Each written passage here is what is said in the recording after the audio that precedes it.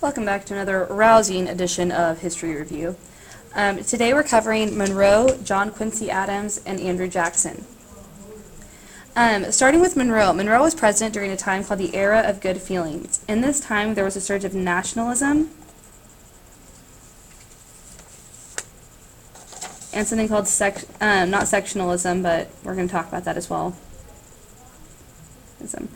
Nationalism is where you have pride in your country. In USA.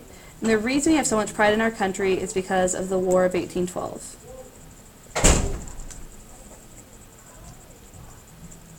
Because we have the War of 1812. Now, sectionalism is pride in your section, in your region or state. And a big place we saw sectionalism come about was in the Missouri Compromise. And the Missouri Compromise, it was basically a way to maintain, kept the balance. It kept the balance between free and slave states. It kept the balance between free and slave states, which basically made it to where we let Missouri come in as part of the new territory. Missouri was allowed to be a slave state as long as the North got Maine to become a free state. It was kind of a way to keep them balanced. And everything in the new territory north of the 36th parallel was going to be free. Not free as in like full free, but free as in a non-slave state. Then we have the Adams-Onis Treaty. This was really Jackson's doing. Jackson invaded Florida because that's the kind of person Jackson was. U.S. gains Florida,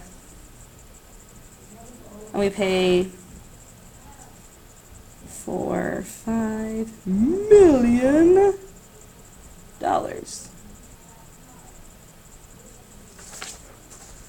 I'm sure that's what you need to know. Okay. And we get it from Spain.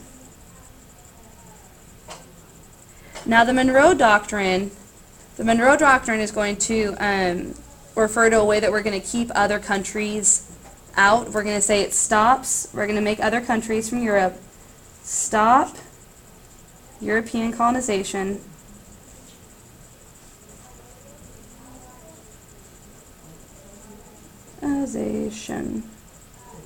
in the Western Hemisphere. This was part of our foreign policy, stopping European colonization. We don't want people all up in our land, all up in our business, so we're going to ask them to stay away. Please stay away. Next we have the Erie Canal. John Quincy Adams establishes the Erie Canal, so just moving right along. The Erie Canal is going to set up to where it's going to makes trade easier and cheaper, double fun and awesomeness. It also makes towns along canal prosperous, or just like, I'm going to say the word prosperous because I like that word. It means they're very successful. Next we have the Tariff of Abominations. The Tariff of Abominations was passed during Quincy Adams' presidency.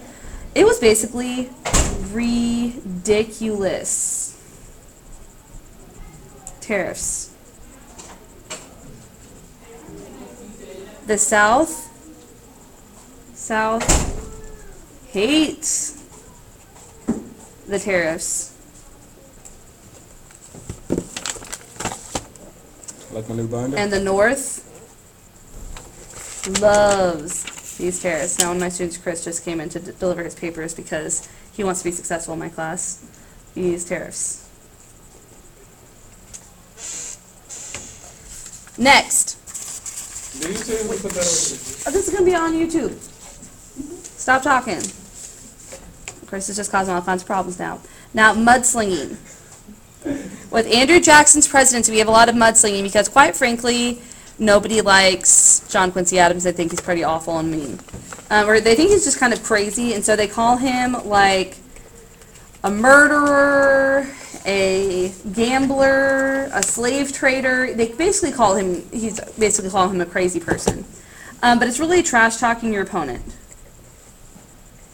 Talking your opponent. Or you're conveying them in some sort of negative light, but trash-talking your opponent seems to make the most sense to students. Now, the spoils system. The spoils system is when you reward your friends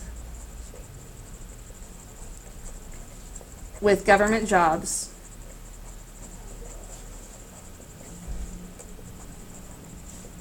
and you reward your friends with government jobs, and basically you punish your enemies by either taking away their jobs or making it to where they have no say in things that they're going to want to have a say in. Now, you do need to know and understand this information.